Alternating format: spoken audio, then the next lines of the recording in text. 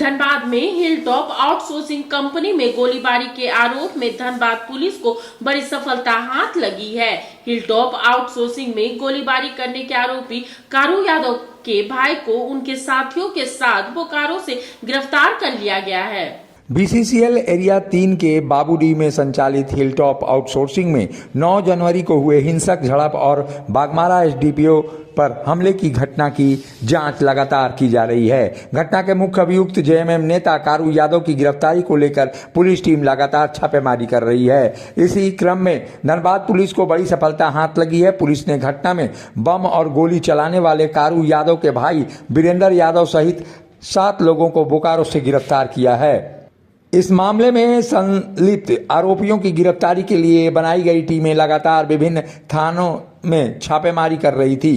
इस दौरान टीम ने बिहार और उत्तर प्रदेश में भी छापेमारी की है। वहीं इस मामले में बड़ी सफलता हाथ लगी है। मधुबन कांड का मुख्य आरोपी कारू यादव का भाई गिरफ्तार कर लिया गया है। कारू यादव का भाई वीरेंद्र यादव अपने एक साथी रामलखन यादव के साथ बोकारो में 2 लोगों के यहाँ छिपा हुआ था। उन्हें आवास के दोनों मालिकों के साथ धर दबोचा गया है। इन दोनों ने पूछताछ में कांड में न केवल संलिप्तता अपनी जाहिर की है, बल्कि घटना के दौरान बम और गोली चलाने की भी बात स्वीकार किया है। इतना ही नहीं, इनकी निशानदेही पर घटनास्थल के समीप स्थित रतन विश्वकर्मा की दुकान से 1 देसी पिस्टल, 5 जिंदा कारतूस और 1 जिंदा बम बरामद किया गया है। कुल 7 लोगों की गिरफ्तारी हुई है। इसके साथ ही अब इस घटना में कुल 9 लोगों की गिरफ्तारी सुनिश्चित हो चुकी है, जबकि अब तक इस कांड में कुल 14 लोगों को गिरफ्तार किया गया है। पुलिस की ओर से जल्द ही कही जा रही है कि वो जल्द ही कारू यादव को गिरफ्तार कर लेगी। घटना हुई और उसके बाद जो पत्थरबाजी की घटना पुलिस के ऊपर की गई थी, उस संबंध में पुलिस के द्वारा जो वरीय पुलिस अधीक्षक महोदय के नेतृत्व में जो टीम का गठन किया गया था, विभिन्न थाना क्षेत्र के अंतर्गत ये टीमें जाकर छापामारी कर रही थी। इस छापामारी के दौरान पहले भी कई अभियुक्तों को गिरफ्तार कर जेल भेजा जा चुका था। आज दिनांक 15/1/2025 को भी ऐसे ही इन केस के मामले में अभी 7 अभियुक्तों को टोटल गिरफ्तार करके जेल भेजे जा रहे हैं, जिसमें मुख्य रूप से कारू यादव के भाई वीरेंद्र यादव की गिरफ्तारी हुई है और इनके निशानदेही पर एक दूसरे अभियुक्त जो कि लखन यादव, राम लखन महतो की गिरफ्तारी हुई है।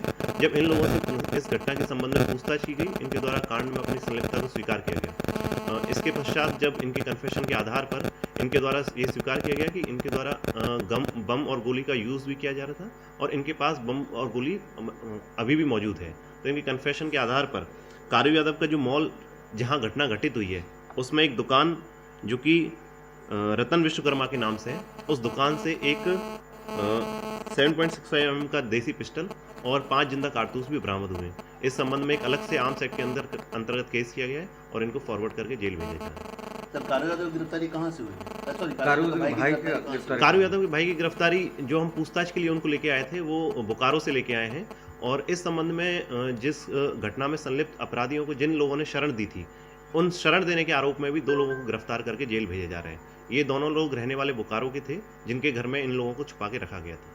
मूल रूप से जितने साथ हैं, कहाँ छापेमारी?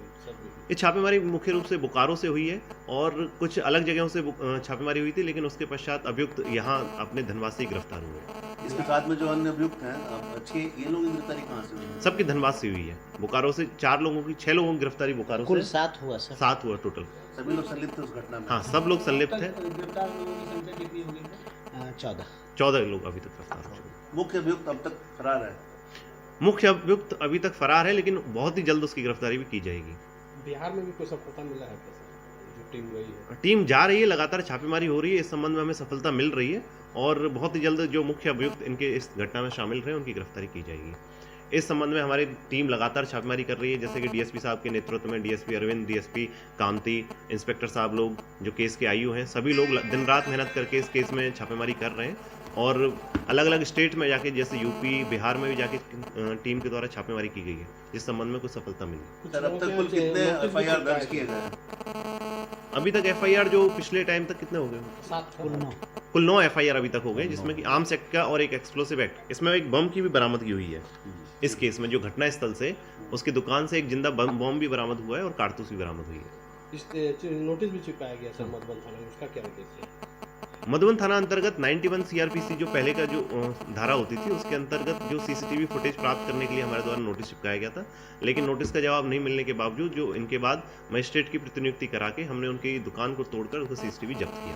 हिंसक झड़प तो पहले भी एक वीडियो वायरल हो रहा है जिसमें कुछ लोग दिख रहे हैं, पुलिस के संज्ञान में ये अनुसंधान का विषय, कोयले का उठाव लगातार जारी है और जहां तक अवैध संपत्ति की बात है कि पुलिस के द्वारा लगातार उनकी जो प्रॉपर्टी है उसका किस तरीके से वो प्रॉपर्टी कमाई गई है उसका भी जांच की जा रही है। यदि वो संपत्ति अवैध सोर्स से कमाई हुई प्रतीत होती है या फिर उसका सोर्स हमें मिलता है तो इस संबंध में उनकी फर्दर अग्रतर कार्रवाई कोर्ट के आदेश से उनकी जब्ती कुर्की भी की जाएगी। Thank you sir. ठीक है।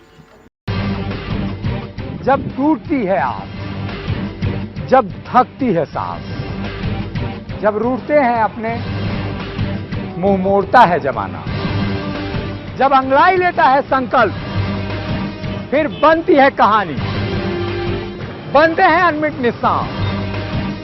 देखिए मेरे साथ संघर्ष की दास्तान।